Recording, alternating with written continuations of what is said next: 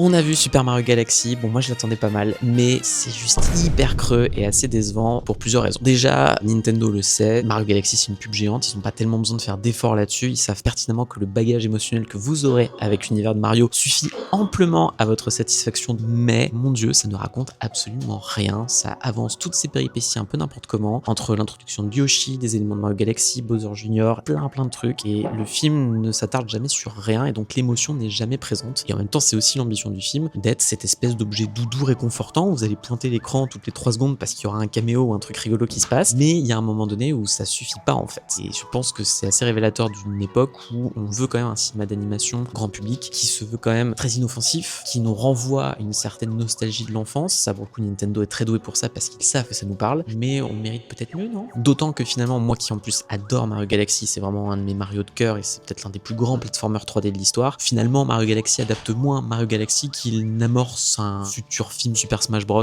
Vu tout ce que Nintendo met de lore Nintendo en dehors de Mario dans ce film-là, ce qui est rigolo sur le moment, mais là aussi, ça sert pas à grand-chose. De toute façon, vous allez quand même le voir en salle, on sait d'avance que ça va cartonner, donc n'hésitez pas à dire en commentaire ce que vous en aurez pensé.